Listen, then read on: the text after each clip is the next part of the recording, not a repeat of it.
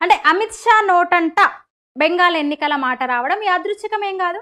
ఆ మాటకొస్తే మమతా బెనర్జీ హఠాత్తుగా బ్రిటన్ వెళ్ళి అక్కడ జాగింగ్లు రన్నింగ్లు చేయడం కూడా కామెడీ ఏం కాదు. అఫ్ కోర్స్ దేశంగాని దేశంలో మమతక్క వెనక్కి వెనక్కి అడుగులేస్తూ జాగింగ్ లాంటివి చేయడం, అంటే రెటిరో ఏదో అంటారు వెనక్కి వెళ్ళడాన్ని, రెటిరో రన్నింగ్ ఏదో అంటారు కదా, అట్లా అందరినీ అలరించడం మెచ్చుకోవాల్సిందే.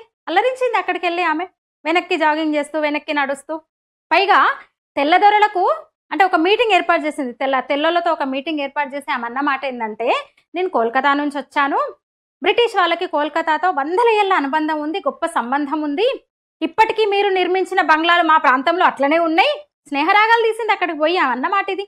అంటే బెంగాల్ అంటే బిజినెస్ అంటూ పెట్టుబడుల కోసం స్పీచ్లు ఇచ్చింది ఆమె. బ్రిటిష్ వాళ్ళు ఇక్కడ ఈస్ట్ ఇండియా కంపెనీ పెట్టింది బెంగాల్లోనే, సముద్ర మార్గంగా ముందు అక్కడికే వాళ్ళు ఆ తూర్పు తీరంలో ఎంటర్ అయిపోయి ఇక్కడ వ్యాపారం పేరుతో వచ్చి క్రమంగా ఈ దేశాన్ని ఆక్రమించుకున్నారు కదా. తొలి అడుగుపడింది ఇప్పుడు మమతా దీది ఇలాకాలోనే, ఇప్పటి మమతా దీది ఇలాకాలోనే. అట్లా ఆమె మళ్ళీ బిజినెస్లు పెట్టండి, మా దగ్గర పెట్టుబడులు పెట్టండి అంటూ వాళ్ళను ఆహ్వానించింది అనమాట మమతా దీది.